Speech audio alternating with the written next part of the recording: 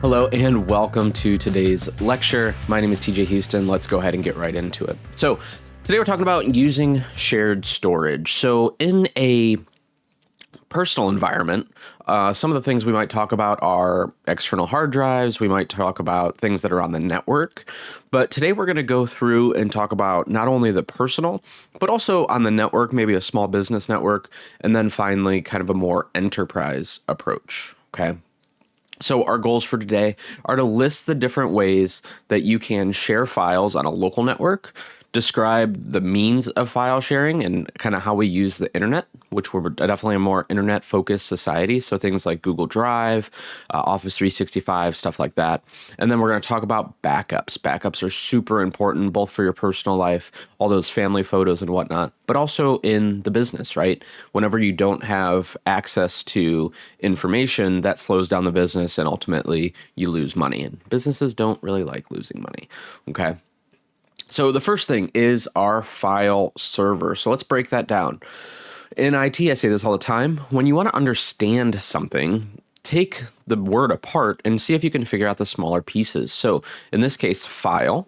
So a file would be anything from pictures, music, movies, documents, Excel spreadsheets, stuff like that.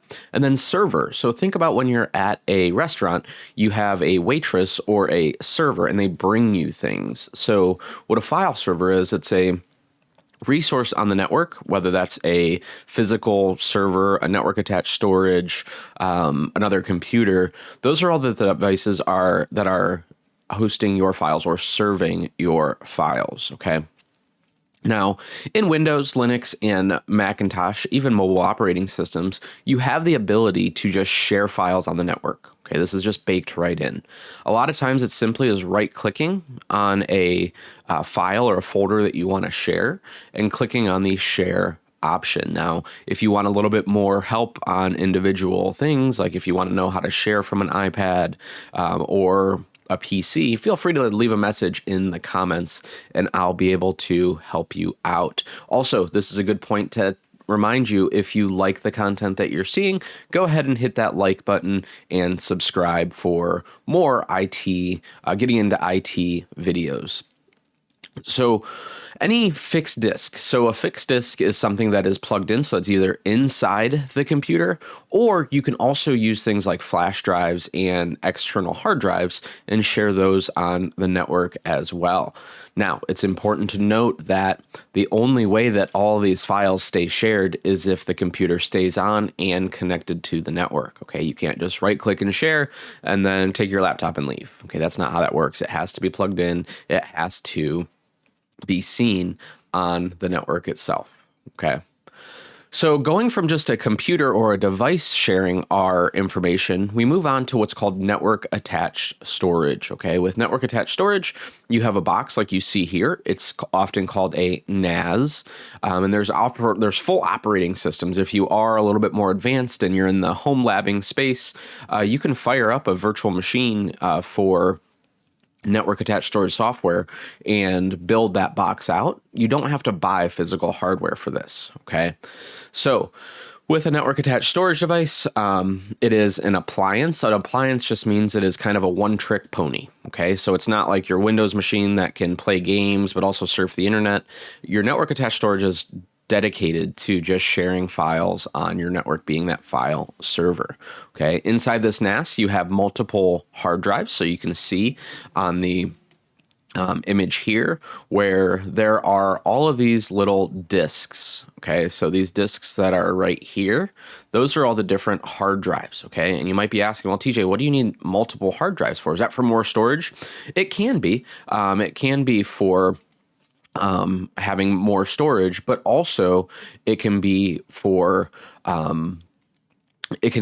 redundancy. And the term redundancy means if OneDrive dies, you'll have all of that stuff backed up to another drive. And we're going to talk about our data backup and disaster recovery in the following slides. What's nice about network attached storage is it supports multiple protocols. And what does that mean? Well, on the Linux world, they use a different language, if you will, to communicate with servers, just like Windows does, just like Mac does. The cool thing about these network attached storage systems is they have all of those built in, okay? So all you have to do with these NAS devices are get them set up. So it'll come with either an installer or it'll be a web-based tool. And as long as it's connected to the internet or connected to your network, it doesn't necessarily have to be on the internet. As long as it is connected to the network and gets an IP address, then it'll be searchable on your network. Okay, so that is network attached storage. So beyond just serving files, we can also share out services. So in this case, we are sharing out our printers, and it's very easy to do. You can simply go to your printer section in whether that's Windows, Mac, Linux, and right click on the device and share that out. Okay, so then it's available on the network. So if you have your desktop PC and your printer's physically plugged into it, you can share it out to the rest of the network and other devices can print through it. It's important to note this for the ITF and the Tech Plus, that printer sharing is a thing, but in your own personal world, in your home, a lot of the printers that you buy for consumer use have wireless built in, so they connect to the network themselves, eliminating the need for a physical device. But when you have a small business or a larger enterprise, you're going to be sharing out those printers, so you don't have to have 30 printers in an office. You can just have one or two. Okay. So you can plug it into a server. Sometimes you can even plug it into a NAS, and it'll be the print server, the server that is sharing out those printing services. Or you can have a physical device. So you don't see them as much anymore, but it was basically, it looked like it had USB on one side and a network port on the other, and that'll advertise that out to the network so other people can print to them. Okay.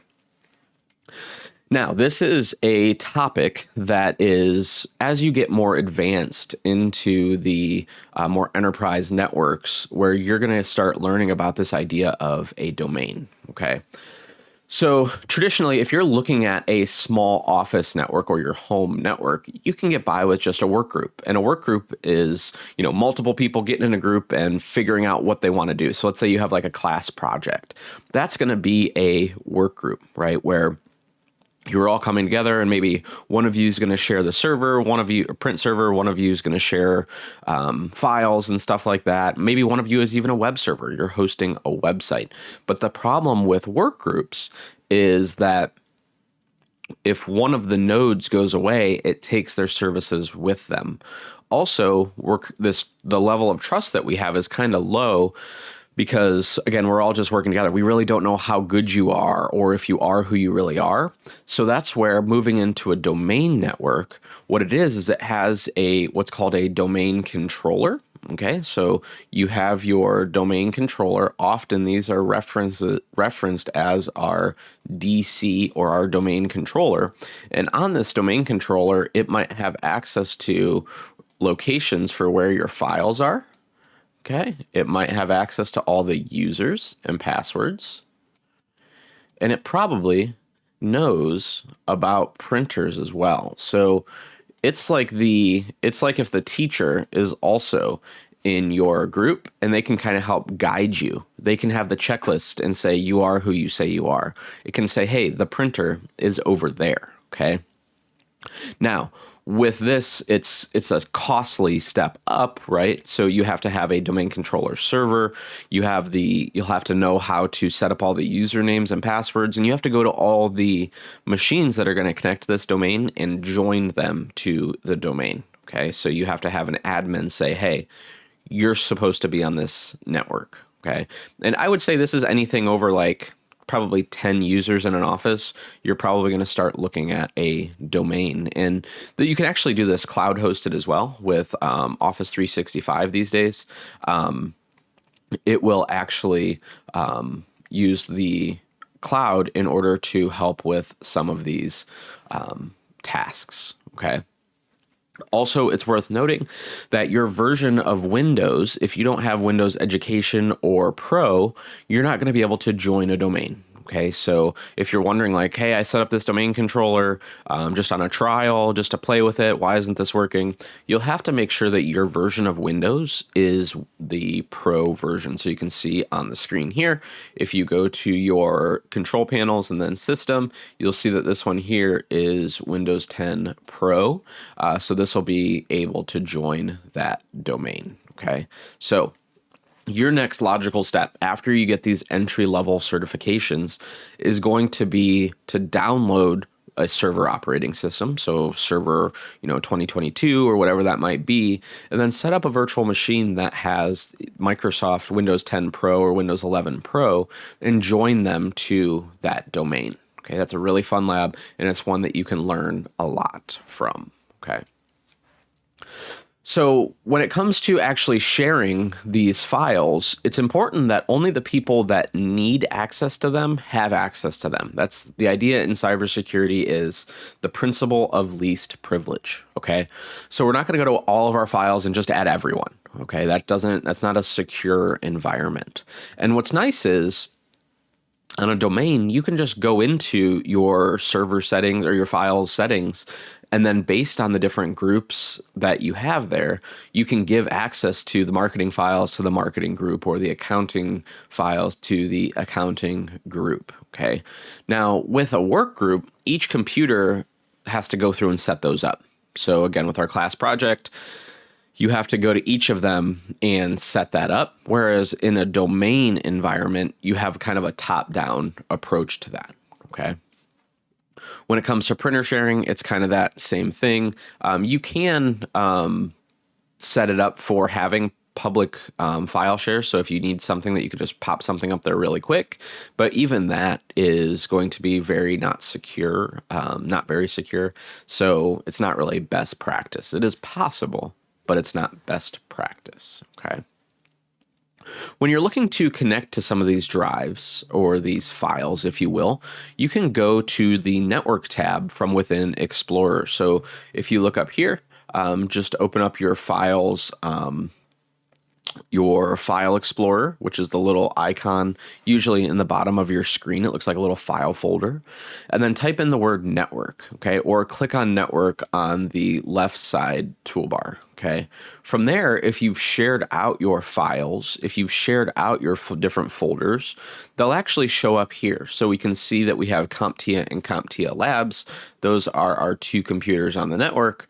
And then if we go to CompTIA and double click on it, we'll see all of the different files that are being shared. So I can see here from the UNC path that the certs folder on the CompTIA server, whether that's a actual file server or that's another computer, if I double click on it, I'll be able to see all of those different files. Okay, so it's simple, super simple to find those things just by browsing within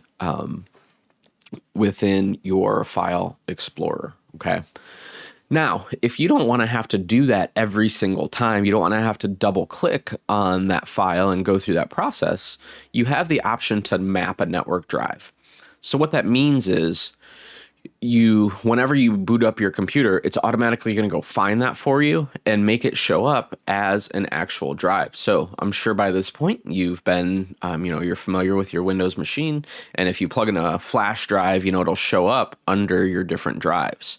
What's cool is once you map that network drive, it'll show up there as well. So you can see here our certs file folder that we were just in. Now that we've mapped it, we now have access to that just like it's plugged into our computer itself, just like a flash drive or any other device. Okay. When it comes to your hosting, like on the web, or let's say you're building a website, that's when we start getting into what's called FTP, or the file transfer protocol. Okay. Can you use just web file upload, do all that? You can, but it's not very efficient. Okay.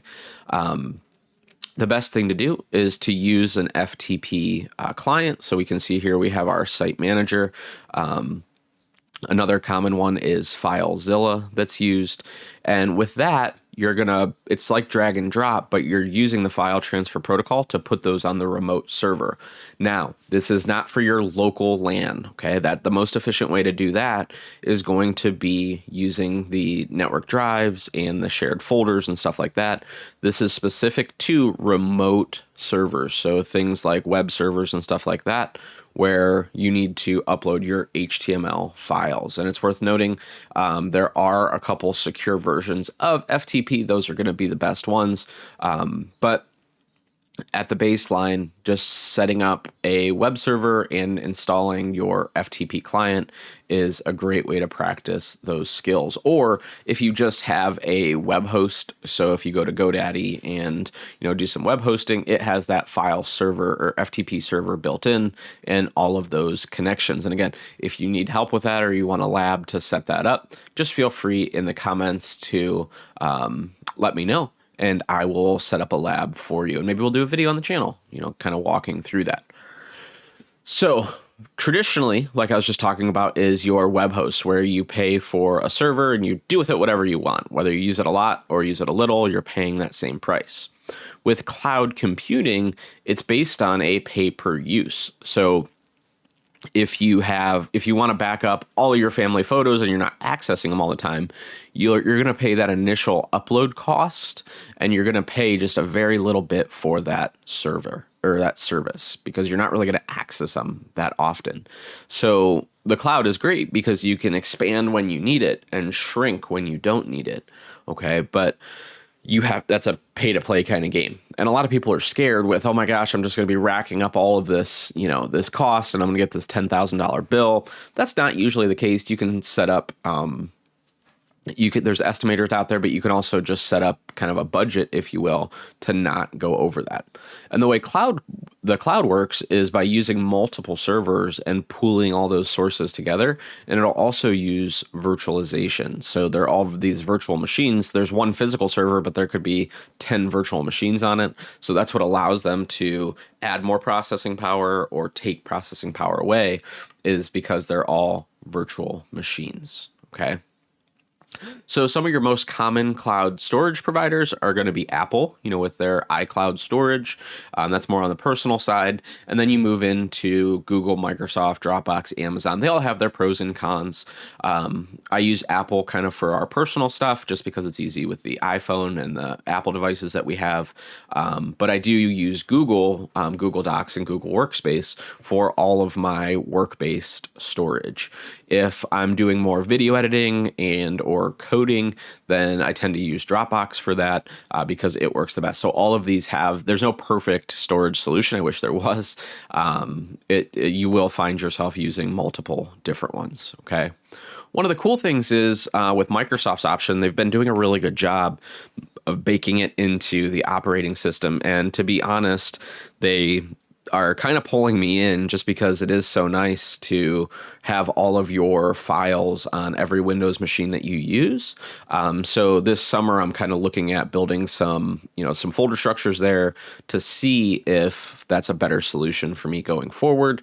But I will update you guys as I experiment with that. But it is nice that it is just baked right into the File Explorer, and the files are in a native format. And with Google, they're in their kind of GDocs format or G Sheets, stuff like that. So it's harder to kind of work with them. Google really strives using the web browser. So with OneDrive, with Excel files, spreadsheets, stuff like that, it makes it nice because they're in the native Word, Excel, PowerPoint format. So like I was mentioning, one of the things that you'll see on the ITF Plus is this idea of collaborative applications where you all come together to work on a document, a presentation, a spreadsheet. And as we are more and more cloud focused as a society, these tools are getting better and better. I remember when the Google Docs first came out, everybody was like, oh, this is not a replacement for Word or PowerPoint. You have to have the originals. And every day they are getting closer and closer, especially with Microsoft Office 365. You have Excel, PowerPoint and stuff, but it's cloud-based. And what's nice about this, it's easier to push out updates. It's just overall a better kind of development cycle because you can push small changes out because it's just web-based, right? You don't have to worry about people downloading big updates or anything like that, or worry about a dev team for Mac versus PC. Everything is cloud-based, and having those cloud-based standards will be able to accomplish what it is that we need to accomplish. So the next thing is peer-to-peer sharing. Okay, let's break that down. Peer, if you have someone next to you that is doing the same thing as you, that is your peer. So with peer-to-peer sharing, what you normally see is it tends to be tied to things like torrenting, and torrenting has a bad rap because a lot of illegal stuff is downloaded through that. So, games and applications and movies, but at its core, the actual technology itself is actually really good for downloading huge files. Okay. So you can see this example here with Kali Linux.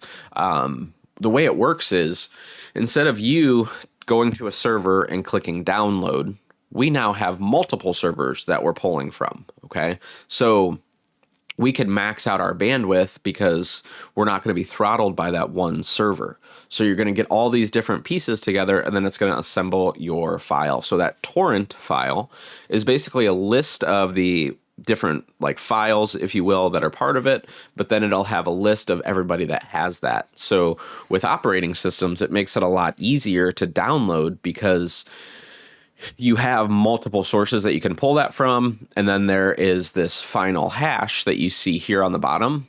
The hash makes sure that everything is there, and you can compare that hash to the website. So in this case, Kali Linux, you can go there and see what the hash should be. And the way hashing works is it takes a picture, and if one bit changes on that file, the entire hash changes. Okay, so this is a way to ensure that the software that you're downloading is what it's supposed to be. You have all the pieces necessary, and nobody's injected any bad stuff into there, because the last thing you want for a production server is to have malware installed, right? So the hash helps you ensure that that file, it is who it says it is, and all the pieces are there. Okay. Let's talk a little bit about backups. Okay, backups are very important for your own personal, you don't want to lose all those memories first and foremost, but it's the same for the business. Like I mentioned earlier, the businesses run on having access to their files. That's how they are productive. And having a server go down, is going to cost the company a lot of money. Okay, so we want to have good backups so that way if something happens, we can restore from our backups, whether that's a malware attack or an act of God, if you will. There's Mother Nature is not very forgiving. So it's important to have access to those backups. When it comes to what you're backing up, number one, files are super important. So anything the business needs, whether that's Excel, whether that's, server files, whatever that is. But also what people tend to forget to back up is the actual system configuration itself. So think about all the time it takes you to set up that file or that server. You don't want to have to do that again. Now, when it comes to your backups, you want to figure out, is it best to have on-site backups where you just send everything to your network attached storage, or do you want to have that go out to the cloud somewhere? And that really depends on the needs of the business and the cost, right? And the money and the budget that you have. I've always liked a 3-2-1 methodology when it comes to backup. So you have 3 copies of the file. 2 of them are local and 1 of them is in the cloud. So if something happens to your local machine, you have another, another machine that has access to that, or an extra hard drive that has access to it. And then having your backup to the cloud as your kind of fail safe, right? So it's important with these, it's important with your backups also to make sure that they stay secure, because when it comes to a corporate environment, you don't want any corporate espionage issues. So you don't want to have to, come back from that and figure out any intellectual property or trade secrets that are stolen. Okay. There's also the idea of point in time. So you can have it every Sunday, maybe the file server gets backed up. And then through the rest of the week, maybe you have smaller incremental backups that just has your different changes. Okay. So it's important to sit down and figure out when the business is busy and when it's not, and when the users are using the files. So that way you can set up your backup strategy or your backup schedule. Okay. So how can you back up these things? I've mentioned these previously. Number one, it's as simple as just having an external hard drive that you have your backups to, whether that's you dragging and dropping stuff to, or having a nightly backup. You can also have your network attached storage. All the vendors have kind of software that you can install on your machine, and it can do those kind of automatic backups and whatnot for you. And then it's also important, like I said, to have a offsite and cloud-based plan. And again, that 3-2-1, having 3 copies of everything, 2 locally and 1 in the cloud. So when you're figuring out, maybe you just took over a position and you're like, okay, I get it. It's important. Like the business relies on this data. Where do I start? Number one is figuring out what is the most critical data for the business, right? Making sure that you have a good understanding of what the business needs, so that way you can set your backup plan appropriately. And this is just conversations that you have with your stakeholders and this also helps with some of the risk that you're taking on, because you're having the important people sign off on what what you're backing up and where you're backing it up to. So that liability kind of falls off of you because you have documentation of, the higher ups saying what they need backed up. So we talked about databases previously. Databases are an interesting one to back up, okay? Because with databases, you have your database actual, the infrastructure of that. So you have the actual storage of it. You might have the actual SQL code, and then you probably have some type of front end. So with this, I would err on the side of documentation based on the type of database that you're using. This is something that not just having a snapshot's probably not going to work, because transactions are constantly happening 24/7, especially if it's like an e-commerce type of thing. So with that, snapshots are okay, but you're going to want to, I would suggest maybe replicating those transactions and whatnot to a backup database. So that way, if something does happen to, database server 1, you have database server 2 that you can get your last transaction to. So that way you have a good backup of that. When it comes to your operating systems, I like to keep my data and my software separate, so it makes it easier to back up. But with your configurations and stuff, kind of standardizing, especially if you're moving PC to PC to PC, kind of creating that checklist of configurations and whatnot, so that way you can go back to that. There's also restore points that are backed up in Windows itself, as long as you turn them on. So if you have your restore points turned on, it'll allow you to roll your configuration changes back, as long as the malware hasn't turned that off or gone in and deleted those. So with that, you can do your restore points and then back up those restore points themselves. Okay, so your restore points are going to be more of your configuration side. Windows has a really good tool built in as far as its Windows backup.